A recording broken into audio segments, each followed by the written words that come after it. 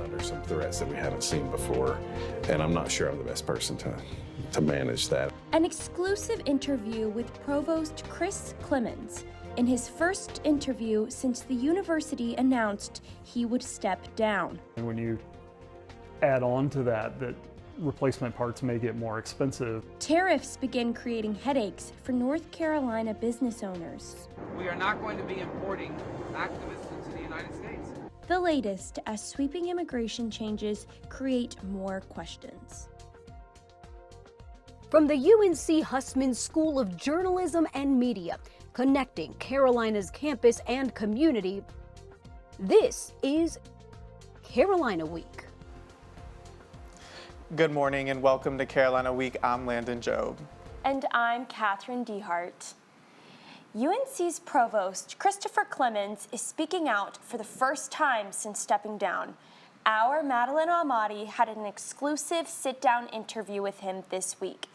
She joins us live in studio. Madeline, you spoke to him as we learn more about the details behind why he steps down. What do you know? That's right, Catherine. In news articles over the past week, these are some of the words we are seeing to describe why Clemons is stepping down. Messy fight, vitriol poisoning, and controversy within the School of Civic Life and Leadership as reasons for Clemons stepping down. But here's how he describes it. I'm not having fun anymore, and when you're not enjoying something, it's time to go back to the things that you love. Nearly 2 weeks after the university sent an email announcing he would step down, Clemons sat down with us. He says because he wanted to take questions from students. Can you talk about what got hard? A lot of stuff, right? I mean, look around. We have grants being pulled with very little process. We have, I think, lots and lots of negative beliefs about the university. And, you know, I want to articulate what's positive about our university, but it's just getting to be a lot of extra work to manage what looks like a kind of, I don't want to call it a battle, but there's definitely, the university is under some threats that we haven't seen before, and I'm not sure I'm the best person to manage that. Clemons, an astronomer, had a checklist when he was first appointed provost in 2021. School of Data Science? Check. Office of Faculty Affairs? Check. School of Civic Life and Leadership? Yeah, it became a chore to deal with. Clemons acknowledges there has been a shift in priorities at the School of Civic Life and Leadership since Dean Jed Atkins took the reins. So let me ask, is the vision that Dean Atkins has right now aligned with your vision for the program? No dean's vision is 100% aligned with the provost's ideas about something. Clemons, who is making more than $500,000 as provost, says he is eager to return to teaching astronomy, looking to create something new within the discipline. I have great colleagues in astronomy who do interesting things, and also for me to still pursue a new course. Now, we asked the university for an opportunity to interview Dean Atkins. As you can see behind me, Atkins declined. Our entire conversation with Provost Chris Clemons is now available on the Carolina Week YouTube channel. Thank you, Madeline. Now, a new ruling in the NC Supreme Court battle we've been following, listen to this, most of the 65,000 challenge ballots will count, but not all. The court has sorted the voters into 3 categories according to their ruling. The roughly 60,000 ballots that were found to have incomplete voter registration will be counted. This is due to previous court precedent regarding election official errors. However, the ballots of hundreds of overseas voters who haven't lived in North Carolina won't count, and military and overseas voters who didn't meet voter ID requirements will now have 30 days to verify their identity. Judge Allison Riggs spoke out about this during a protest at the NC Capitol on Monday. But hear me when I say this. It is no more acceptable to only disenfranchise a few thousand people instead of 65,000 people, right? We reached out to Griffin. His team responded saying, quote, "The court ruling on Friday is consistent with our request and clearly the matter warrants a thorough review, which the courts have set forth. The office was very critical of Riggs speaking to the press. They call it an attempt to litigate matters outside of the court. The Board of Elections will reach out to those who have to confirm their identity. And a new development will bring retail and over 300 apartments to South Elliott Road right here in Chapel Hill. The Chapel Hill Town Council approved a project on a Monday night meeting. Council members convinced the new development firm to invest $2 million in local affordable housing. But some council members and local business owners said they were worried about the potential traffic. But the project would still help with transportation and increasing housing options. Now, Tuesday was tax day for most Americans, but if you live in a state that was hit by a natural disaster, you have extra time to file. North Carolina is one of those 7 states. The deadline to file is now May 1st. The extension is meant to help people and businesses affected by severe weather. In North Carolina, it applies statewide, not just to communities in the western part of the state impacted by Helene. If you still need more time after May 1st, you'll need to file for an extension through the IRS website. As the president is negotiating with trade partners to come to a resolution on tariffs, the tariffs on Chinese goods stay in place. These tariffs are raising prices for goods across the country. 2 of the things that were affected are technology and agriculture. Our Luke Walker tells us how these tariffs are affecting people across the state. The Computer Seller is a computer repair service in Durham. Operations Manager Gabriel Cavanagh says that these tariffs are already affecting his business. Pretty much every part that we get is manufactured in China, or at least not in the United States. And so we're obviously seeing prices go up on those. Tariffs are a tax on international goods. Barry Goodwin, an economist and professor at NC State, says this could cause a price increase across different products. Your iPad or iPhone is cheaper because it's made internationally. It's going to cost more to produce it in the U.S., and so prices are going to go up. It's going to be an inflationary thing. Gabriel has already seen a near 100% increase on parts. He's now begun to warn customers about potential price increases. Anything that we know we have to order from overseas, we're warning people ahead of time, hey, the price on this might fluctuate. Goodwin also said that tariffs lower the price international sellers get for their products. If you have a 10% tariff, some portion of that 10% tariff is going to be paid by the consumers who are buying the goods because the price is going to go up. And some part of that tariff is going to be paid by foreign producers whose price goes down. This could have effects close to home. North Carolina is the largest soybean producing state on the East Coast. The state produces about 1.6 metric tons of soybeans. North Carolina Soybeans Association Executive Director Charles Hall says that most of this is consumed in North Carolina by animals. But the tariffs will also affect the price they get for their animals. If that market is challenged by tariffs, whether overseas customers, that's always a concern for soybean farmers. Hall says that while North Carolina exports a relatively small number of soybeans compared to Midwest states, they will still feel the price dip. If they can't get their product exported, he says that affects the price of North Carolina soybeans. We all get paid basically the same, so we're price takers, not price makers.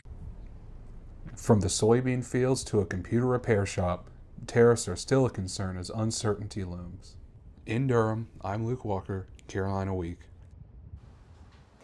President Trump recently announced a 90-day pause on many of these tariffs, but their effects are still being felt by people everywhere.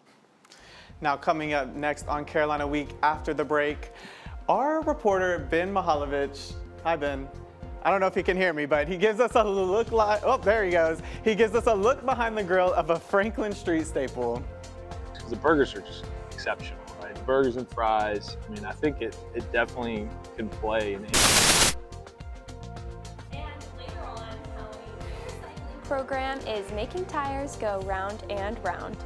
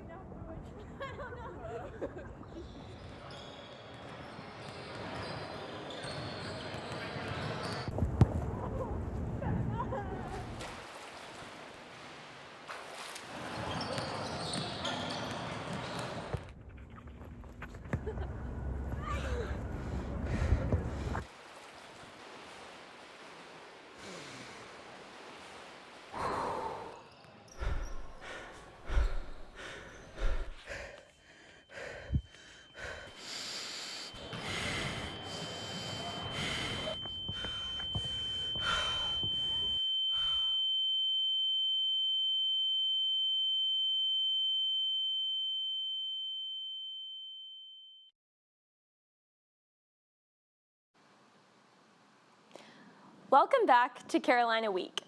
Now take a look at this map behind me. 88 universities across the entire country have had student visa terminations. Down in Florida, state universities have signed agreements to cooperate with immigration and customs enforcement. The student newspaper at the University of Florida reports an agreement signed by Florida universities allowing police to cooperate with ICE officials. This would allow them to check Department of Homeland Security databases for information and issue appearance notices. Last week, U.S. Secretary of State Marco Rubio said the crackdown on student visas targets students involved in protests. Rubio says that international students are here to study, not protest. Now, last week, our team reported that back here in North Carolina, student visa terminations hit at NC State. Philip Fasto, the roommate of one of the deported students, said that his now former roommate was not politically involved or outspoken on campus in any way. The El Salvadorian president is standing by his refusal to return a Maryland man who was wrongfully deported and sent to a prison in El Salvador, despite the U.S. Supreme Court saying he was wrongfully deported. In a meeting with President Trump, President Nayib Bukele says he doesn't have the power to return Kilmar Abrego Garcia to the United States. Last week, the Supreme Court said that the Trump administration has to facilitate Garcia's return to the U.S. Trump says that his administration can't do that, as Abrego Garcia is in El Salvador. Abrego Garcia's wife says she won't stop fighting until she sees her husband back home. I find myself pleading with the Trump administration and the Bukele administration to stop playing political games with the life of Kilmar. As President Bukele has touted his crackdown on crime in El Salvador, he's focused on increasing incarceration for anyone suspected of gang involvement. This approach has sparked controversy and reprimand from human rights organizations across the globe. Critics have said his approach dismisses due process. And a student in Colombia was detained by ICE at a citizenship appointment in Vermont, according to reporting from the New York Times. Mausen Madawi is a legal permanent resident who is expected to graduate from Columbia University this year. Madawi was one of the organizers of pro-Palestinian demonstrations on Columbia campuses last year. Madawi is now the second Columbia student facing deportation over their involvement in Palestinian protests. Just last week, a federal judge okayed the deportation of Columbia student Mahmoud Khalil. Neither Columbia nor ICE has released a statement. Now turning to weather outside, it was a little chilly this morning, but hopefully there's some more sunshine on the way. Our meteorologist Wayne Johnson brings us the latest. Wayne? Thanks, y'all. Now, it is a lovely spring day here in Chapel Hill. As we head to our noon classes, we're just going to start pushing 60 now, but as we head later on into this afternoon, we're going to be getting into the upper 60s, so it's going to be one of those spring days that's not too hot, not too cold, and if you ask me, just right. Now, this is all due to a cold front that moved through our area yesterday, bringing these temperatures that are a little more manageable than the warmer ones we've been seeing, and behind that cold front's actually a whole lot of nothing. We have a bunch of clear air due to this high pressure system that's sitting over the southeast, and while we have clear air, that also means we're going to have pollen for the foreseeable future. That's right, guys, that pollen attack is back, because we have high projections for pollen all throughout this week, particularly due to tree pollen. So if that's the type of pollen that you are sensitive to, just make sure you're cognizant of that as you head outside, because clear skies just are going to continue to be in the forecast for us.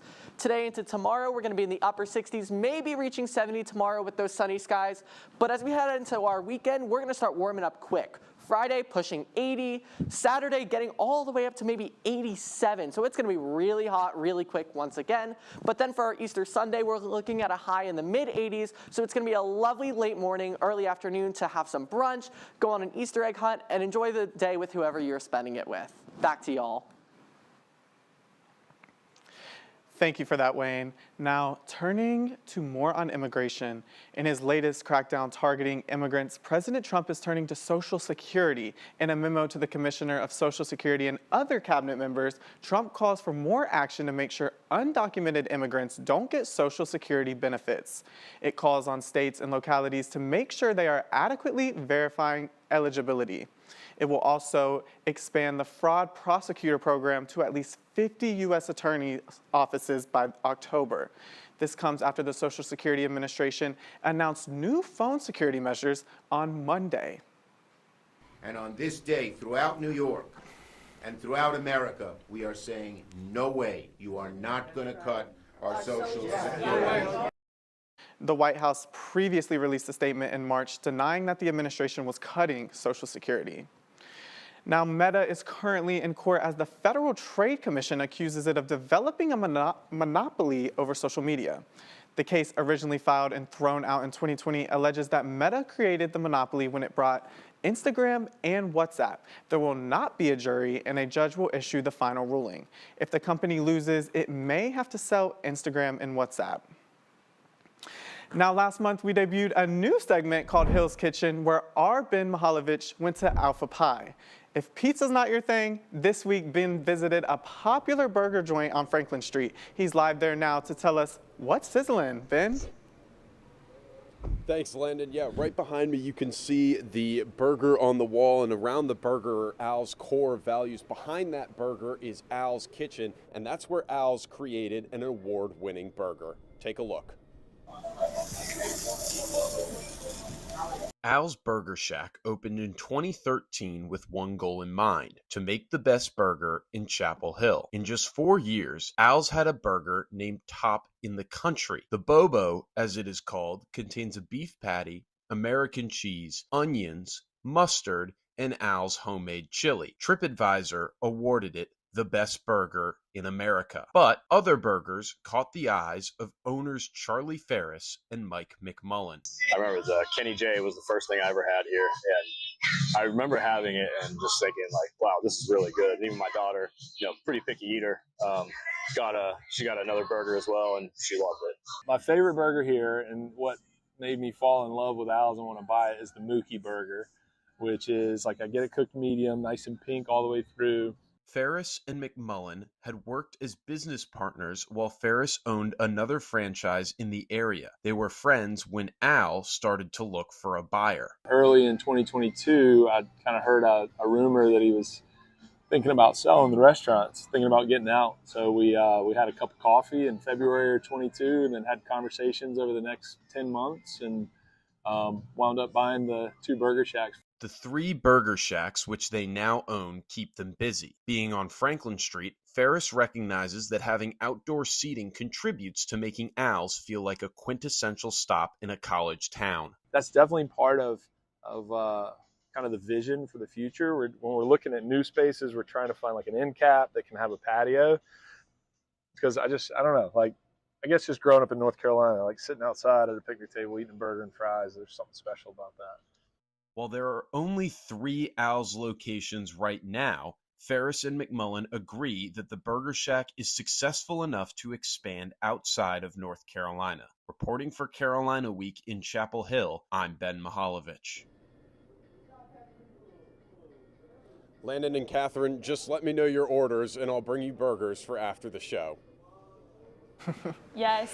Thank you, Ben. It's getting lunchtime. Me, Landon, and our sports extra analyst, Molly Malik, are definitely getting hungry.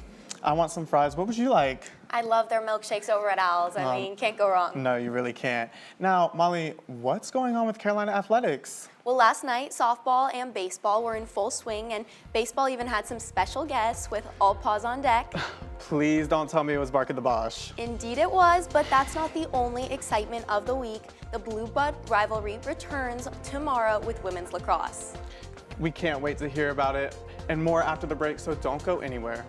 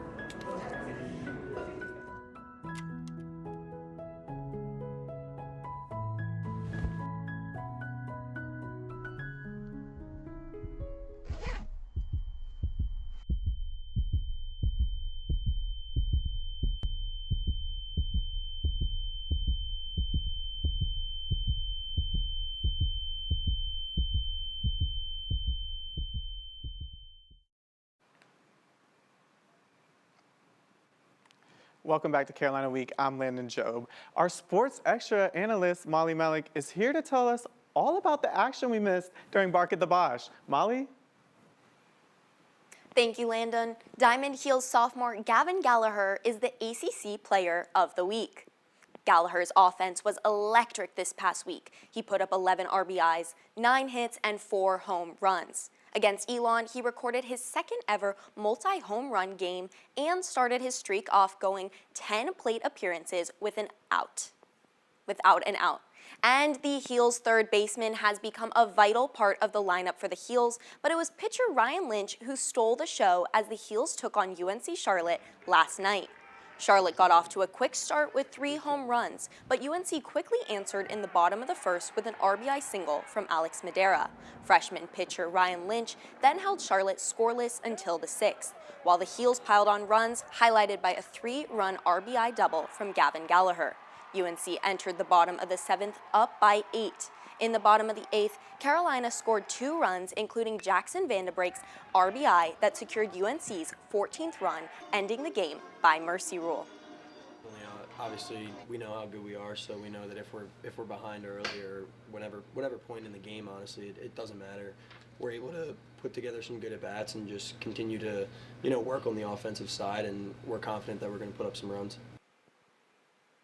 Quality at bats throughout the order. Our guys are controlling the strike zone. They're not trying to chase batting average by getting hits. We're having just good at bats. And on Tuesday night, UNC's softball team traveled to Wilmington to face the UNCW Seahawks. After 3 scoreless innings, Alex Coleman scored the first run when Carly Myrtle hit a double, sending Kat Rodriguez to third and Coleman home. In the 6th inning, Raina Blackwell drilled the ball to center field, and Rodriguez ran it in and earned Blackwell the RBI. The Heels kept the momentum going into the 7th. Rodriguez sent the ball up the middle, driving in 2 more runs. Then Sanaa Thompson brought in 1 more run for Carolina. UNC secured the victory 5-0.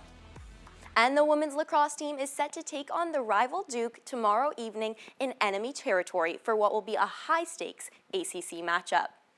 UNC brings a well-balanced offense with 6 players tallying 20 or more goals each. Redshirt freshman Chloe Humphrey leads the charge, but redshirt sophomore Marissa White has been on fire lately, scoring 5 goals in UNC's most recent win against Cal. Defensively, UNC will need to contain Duke's top offensive threats. Graduate student Callie Hem has racked up 47 goals this season, and redshirt sophomore Eva Pronti has dished out 35 assists. Expect a fast-paced physical battle between these 2 rivals as both teams look to build momentum heading into the postseason. And tune into Sports Extra on Monday as we recap all of the weekend action of Carolina athletics. We'll be back with more Carolina Week after the break.